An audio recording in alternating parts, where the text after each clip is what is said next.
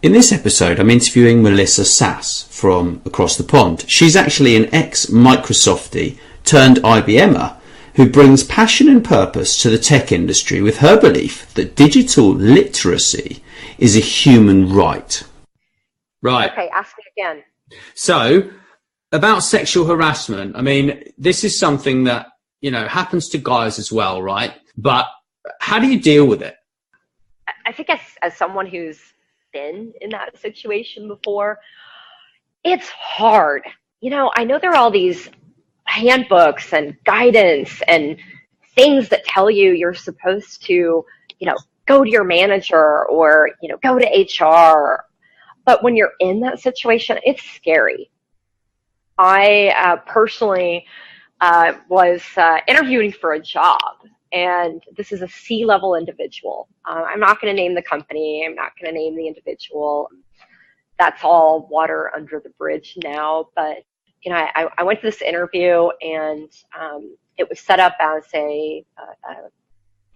we were at a conference. I was invited to this conference because this individual was going to be at this conference and said, why don't you come to this conference. We can get to know each other better and we'll have a formal interview. So, okay, fine.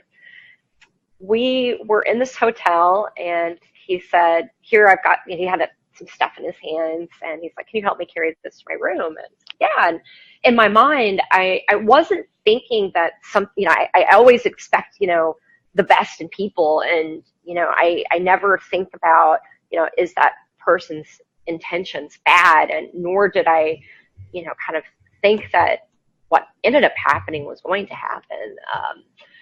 We get up to his room and he's like, and so he's putting some stuff away and I'm standing there and I could see he's like messing around with something across the room. And, you know, so I sit down in this chair while I'm waiting for him. And I look down at my phone. I'm paying attention to my phone, and I look up, and he'd taken his pants down, and I was like, "What in the heck is going on here?" Like, you know, I've been in some crazy situations. We all have, but this one was like the icing on the cake. And you know, I wasn't an employee, and but I knew, you know, he was on company business, and I knew I was there to be interviewed, and you know, I didn't punch him in the face and I didn't, you know, storm out. I just said, hey, you know, can you put that away? And that's enough. And I didn't show up at the conference the next day. Right.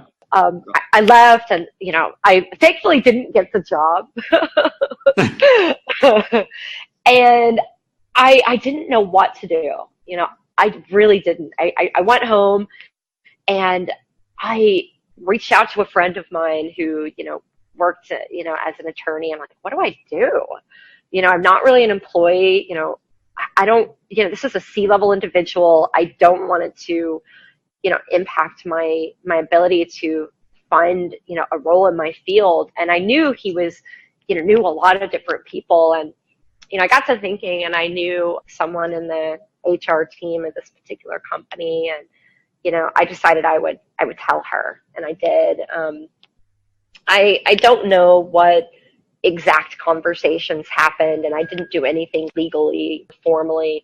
And I know everybody has their own path. You know, some people, you know, feel like I have to take the legal route. I have to do the formal route. Yeah. And I honestly don't think I was strong enough to do that. You know, I said something, I spoke up, and, you know, he ended up leaving the company. I don't know if that was related to, probably, you know, related to me. I'm not sure. Yeah. But I always, you know, look back on that situation and I always feel like, gosh, should I have been stronger? Should I have done something formal? Should I have spoken out? And I didn't in a formal, outspoken way. And I still kind of regret it. I still kind of wish I would have done something different, but I was really scared. I think nowadays, I think things are much more formalized and open. This was more than 5 years ago.